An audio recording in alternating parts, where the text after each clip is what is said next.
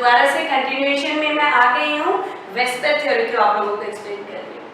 इससे पहले वाले वीडियो में मैंने डिस्कस किया था आप लोगों के साथ उन मॉलिक्यूल्स का जिनके पास सेंट्रल एटम वाले मॉलिक्यूल एटम के पास सिर्फ बॉन्ड पेयर होते हैं। अब मैं बात करूंगी बॉन्ड पेयर और लोन पेयर की। एक और चीज अब मैं ऐड करूंगी इस मॉड्यूल को बनाने से पहले। अभी तक तो मैं बॉन्ड पेयर की बात की थी तो मैंने ज्यादा डिस्कशन नहीं किया। अब बताती हूँ, जो रिपल्शन होता है ना आपस में इलेक्ट्रॉन पेयर्स का, सबसे ज्यादा रिपल्शन होता है lone pair and lone pair का। अगर आसपास टकरा रहे हैं दो लोन पेयर्स तो उनमें रिपल्शन मैक्सिमम होगा। खाली बैठे हैं, बॉन्ड तो बना नहीं रहे, खाली दिमाग शैतान का घर, तो वो सबसे ज्यादा रिपल्शन क्रिएट करते हैं। अगर बॉन्ड बना लिया होगा तो वही काम में लगे हुए ना, तो रिपल्शन कम होगा। तो मैक्सिमम रिपल्शन है लोन पेयर और लोन पेयर का। और अगर बीच में आ जाते हैं, एक लोन पेयर है और दूसरा बॉन्ड पेयर है, तो उसका जो रिपल्शन होगा वो उससे लोन पेयर से कम होगा। लोन पेयर और बॉन्ड पेयर का रिपल्शन और कम होगा। और जो मैंने पहले वाले में डिस्कस किया था, सिर्फ बॉन्ड पेयर आमने सामने आ रहे हैं तो भाई दोनों काम धंधे में लगे हुए, खाली कोई इलेक्ट्रॉन नहीं बैठा हुआ, तो रिपल्शन उसमें सबसे कम होता है। बस इतना आप लोगों ने ध्यान रखना है। लोन पेयर रिपल्शन सबसे ज्यादा होता है, फिर लोन पेयर बॉन्ड पेयर का रिपल्शन, और सबसे कम रिपल्शन होता है बॉन्ड पेयर का। किसमें? सेंट्रल एटम पे जो इलेक्ट्रॉन पेयर्स होते हैं, मैं उसकी बात कर रही हूँ। और एक और बात बताती हूँ यहाँ साथ में मैं आप लोगों को, चलो इसके मॉलिक्यूल के डिस्कशन के साथ बताऊंगी। एग्जांपल ले लेते हैं। यहाँ पे मैंने अभी फिर मॉलिक्यूल लिखे हुए हैं। सबसे पहले मैं आप लोगों के साथ डिस्कस कर लेती हूँ SO2 मॉलिक्यूल। हमारा मकसद क्या था? सेंट्रल एटम पे कितने इलेक्ट्रॉन पेयर हैं, और अब हमने ये भी ध्यान देना है कि वो लोन पेयर हैं या बॉन्ड पेयर हैं। देखते हैं, पहले हम इसका लेवाइज डॉट स्ट्रक्चर बना लेते हैं, शेप की बात नहीं करेंगे। हमने ये देखना है कि इस पे कितने लोन पेयर आ रहे हैं। जब हम इसका लेवाइज डॉट स्ट्रक्चर बनाते हैं तो ध्यान दो, मैंने पहले वीडियो में आप लोगों को सिखाया हुआ है। 3 एटम है, तीनों के पास मिला के आउटर मोस्ट शेल में कितने इलेक्ट्रॉन्स हैं? 18 इलेक्ट्रॉन्स हैं। और वो अपने आप को आपस में इस तरह से अरेंज करेंगे स्पेस में। इसको मैं इरेज कर दूं अगर कंफ्यूज कर रहा है तो। ये अपने आप को अरेंज करेंगे कि सबको कितने इलेक्ट्रॉन मिल जाएं? 8 इलेक्ट्रॉन मिल जाएं। इस केस में दोनों ऑक्सीजन को तो 8 मिल रहे हैं, लेकिन सल्फर को 6 इलेक्ट्रॉन मिल रहे हैं। तो या तो ये वाला इलेक्ट्रॉन या ये वाला एटम एक पेयर इसके साथ शेयर कर लेगा। अब जो मुझे आएगा तो मैं ये मिटा देती हूँ, मुझे नहीं चाहिए सराउंडिंग एटम में कितने लोन पेयर हैं, लेना देना नहीं है। मेरा लेना देना इससे। जब हम वैलेंस ये वेस्पर थ्योरी की बात करते हैं तो चाहे सिंगल बॉन्ड हो, चाहे डबल बॉन्ड हो, चाहे ट्रिपल बॉन्ड हो, हम उसको एक ही कंसीडर करेंगे। क्यों? देखो, यहाँ ये ऑक्सीजन से डबल बॉन्ड से जरूर जुड़ा हुआ है, लेकिन जगह तो एक ही जा रहा है ना, इसमें स्पेस में तो वही वाली जगह को घेर रहा है, ये दो जगह तो नहीं घेर रहा। इसीलिए इसको हम एक ही कंसीडर करेंगे। ध्यान रखना इस बात को, चाहे सिंगल बॉन्ड हो, चाहे डबल बॉन्ड हो, चाहे ट्रिपल बॉन्ड हो, वेस्पर थ्योरी में हम उसको 1 ही कंसीडर करते हैं, एक ही कॉर्नर देना है। अब देखो, अब देख लेते हैं, एक बॉन्ड पेयर, 2 बॉन्ड पेयर और एक लोन पेयर। हमारे सेंट्रल एटम के पास कितने इलेक्ट्रॉन पेयर हैं? यहाँ मैं लिख लेती हूँ। इलेक्ट्रॉन पेयर्स कितने हो गए? टोटल 3 इलेक्ट्रॉन पेयर हो गए। तो हमें 3 में कौन सी वो बनती थी? ट्राइगोनल शेप थी हमारी, ट्राइगोनल प्लेनर, है ना, ट्राइगोनल प्लेनर। लेकिन अब देखो रिपल्शन वाली बात आएगी। यहाँ पे एक लोन पेयर है, एक बॉन्ड पेयर है, इसका रिपल्शन सबसे ज्यादा होगा। हमें जगह तो इसको स्पेस में वही देनी पड़ेगी, 3 ट्राइगोनल प्लेनर वाले। सल्फर को एक जगह ये और ये। अब हमने डिसीजन लेना है कि लोन पेयर कहाँ रखें। लोन पेयर वहां रखा जाएगा जहां हम मिनिमम रिपल्शन ले। कोई सा भी एक कॉर्नर देंगे तो भी वही बात बनेगी इसमें। ओ स्ट्रक्चर क्या हो गया इसका? बेंट। देखो SO2 का स्ट्रक्चर बेंट किसकी वजह से है? क्योंकि देखो इलेक्ट्रॉन तो शेप में कोई पार्टिसिपेशन ही नहीं ले रहा, कोई बॉन्ड तो ये बना नहीं रहा, ये तो सल्फर के ऑर्बिट में ही चक्कर लगा रहा है, तो ये फिजिकल शेप में कंट्रीब्यूट नहीं कर रहा। फिजिकल शेप में हमेशा बॉन्ड पेयर ही कंट्रीब्यूट करेंगे।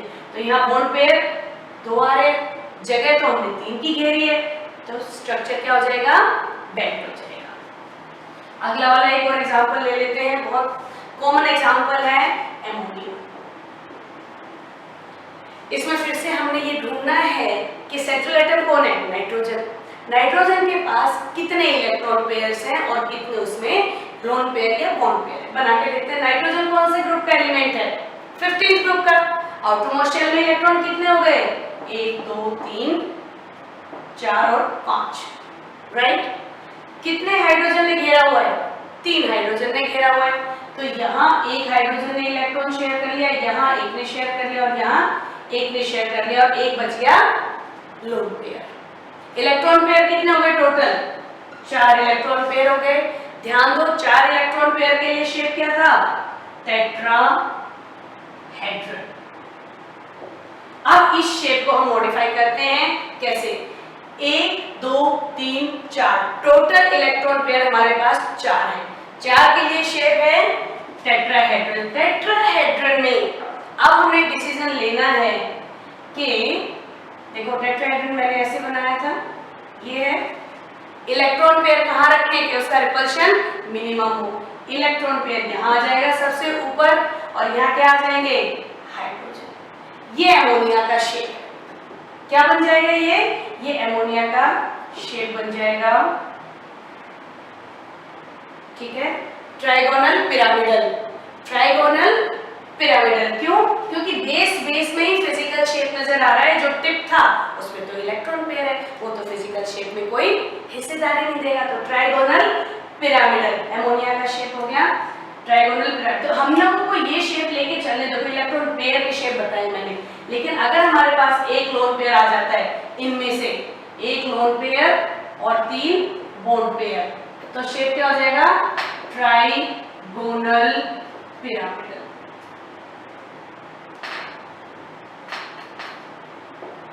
टोटल है 4, लेकिन एक उसमें से लोन पेयर है। अगला शेप देख लेते हैं, चलो। अगला वेरी नाइस, वाटर के बारे में बहुत बार बात होती है, H2।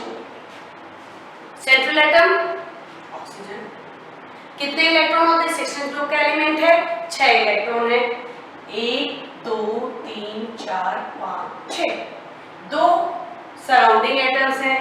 तो यहाँ एक बॉन्ड पेयर हाइड्रोजन के साथ, एक बॉन्ड पेयर हाइड्रोजन के पास, ऑक्सीजन के पास अभी 4 इलेक्ट्रॉन पेयर हैं, जिसमें 2 लोन पेयर हैं और 2 बॉन्ड पेयर हैं।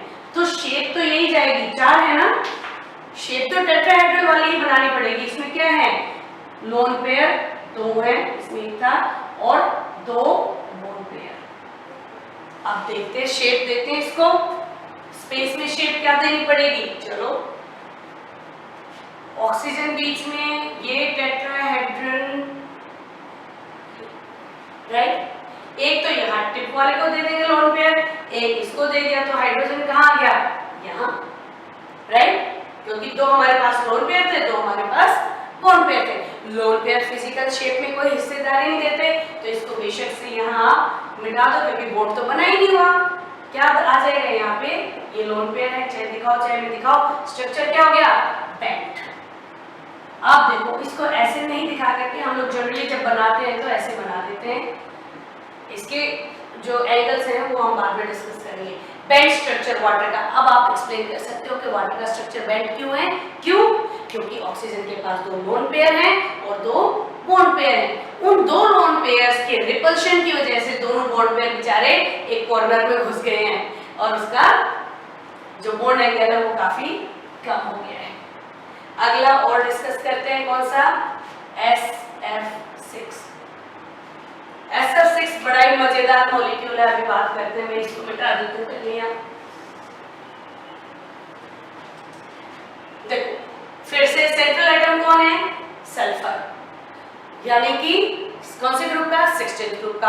आउटरमोस्ट शेल में इलेक्ट्रॉन कि 6 इलेक्ट्रॉन इसके पास है, 4 ये बॉन्ड पेयर में यूज कर चुका है। तो कितने बचे, 6 में से 4 यूज हो गए, एक हमारा लोन पेयर बच गया। चलो स्ट्रक्चर देखते हैं, तो हमारे पास क्या हो गया, 1 लोन पेयर और 4 हो गए बॉन्ड पेयर। शेप किसकी देनी पड़ेगी 5 इलेक्ट्रॉन पेयर की।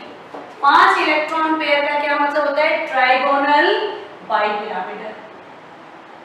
Trigonal bipyramidal. चलो इसका शेप बना के देखते हैं क्या बनना चाहिए। बहुत ही इंटरेस्टिंग शेप बनता है इसका।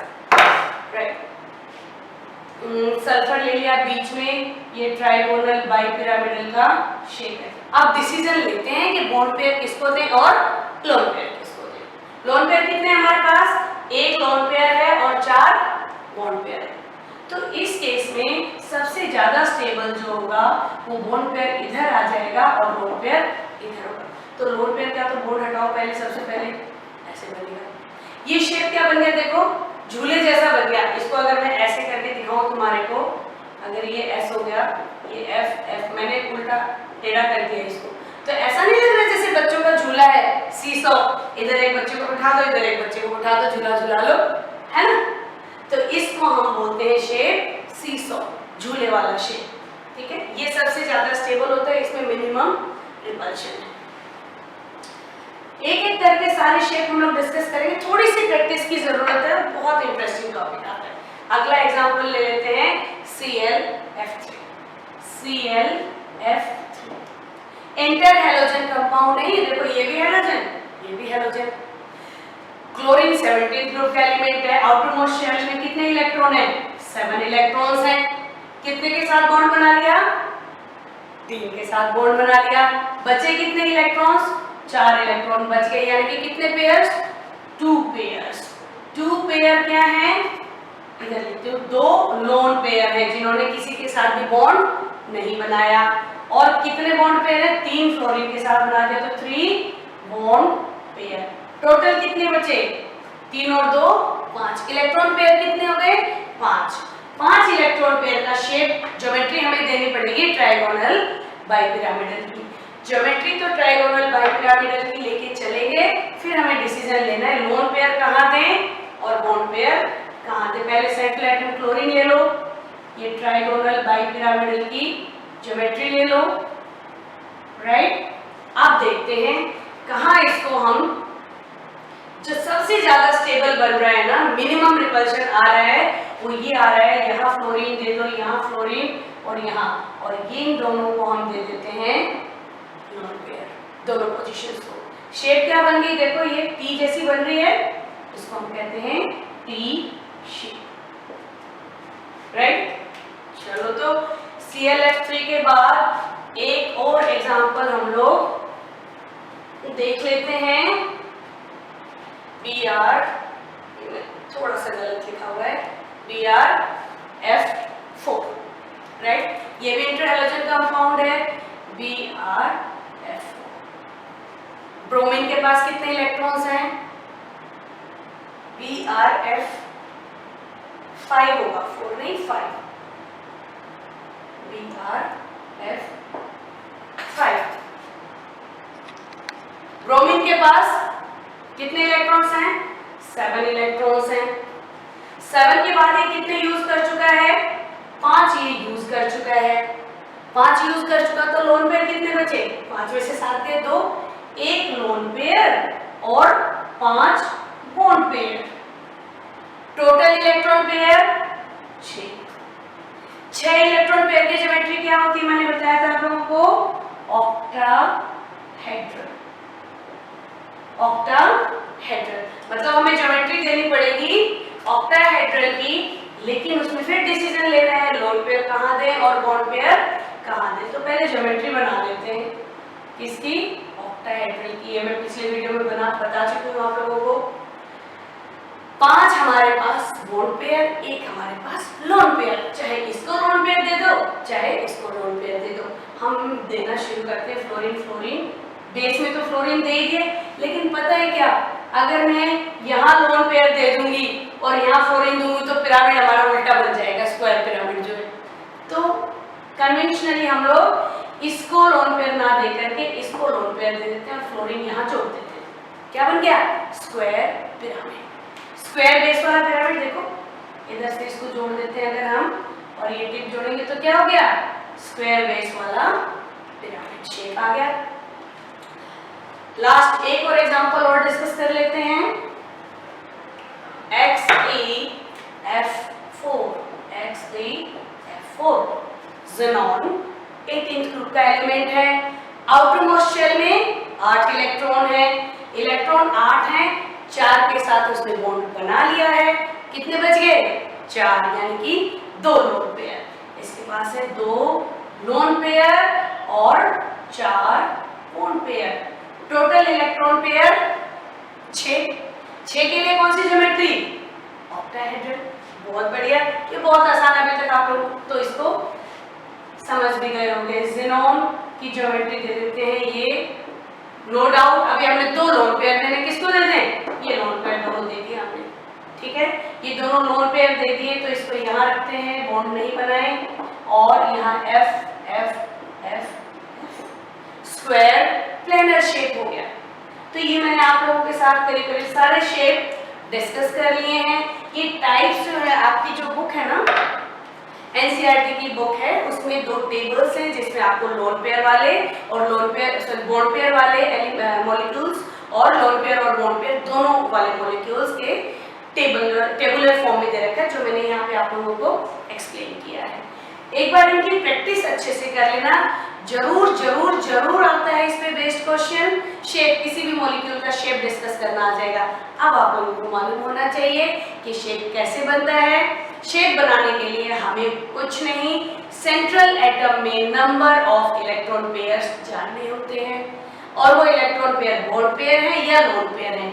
डिपेंडिंग अपॉन दिस हम शेप को डिस्कस करते हैं। इलेक्ट्रॉन पेयर अगर 2 है तो शेप लाइनियर है, 3 है इलेक्ट्रॉन पेयर तो शेप ट्राइगोनल प्लेनर है, 4 है तो टेट्राहेड्रल है, 5 है तो ट्राइगोनल बाइपिरामिडल, 6 है तो ऑक्टाहेड्रल।